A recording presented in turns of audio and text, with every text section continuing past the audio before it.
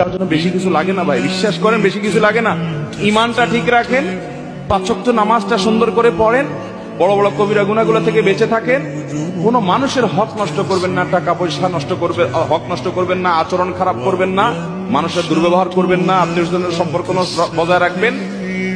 বাস এই মোটা মোটা কাজগুলো করেন, জান্নাতে যেতে পারবেন। আর আমল, সুবহানাল্লাহ, আলহামদুলিল্লাহ, জিকির, তাসবিহ, তেলাওয়াত, কোরআন খতম, মাহফিল শোনা, ওয়াজ করা, ওয়াজ শোনা, দান দক্ষিণা করা, তাহাজ্জুদ পড়া, নফল আমল, দোয়া, জিকির করতে করতে পাহাড় নিয়ে যাবেন। মানুষের হক নষ্ট করছেন, এই সমস্ত আমল আপনার থেকে নিয়ে নেওয়া হবে কিয়ামতের দিন। নবী সাল্লাল্লাহু আলাইহি ওয়াসাল্লাম বলেছেন ভিখারি হয়ে যাবেন আপনি, কারণ যে মানুষের হকের জন্য সওয়াব দিতে আপনি খালি হাতে জাহান্নামে যেতে হবে। এজন্য মানুষের হক কখনো নষ্ট করব, প্রতিজ্ঞা করব তো ইনশাআল্লাহ, কোনদিন মানুষের হক নষ্ট করব না, বোনের হক নষ্ট করব না, ফুফুর হক নষ্ট করব না। আপনার বাপ চাচারা আপনার ফুফুর হক দেয় নাই, এরকম অনেকে আছেন না নাই? ওই সম্পদ বংশ পরম্পরায় আপনার ভাগে আসছে, কিন্তু আপনি জানেন আপনার ফুফুর হক দেয় নাই। আপনার দাদার সম্পদে আপনার ফুফুর হক ছিল কি ছিল না?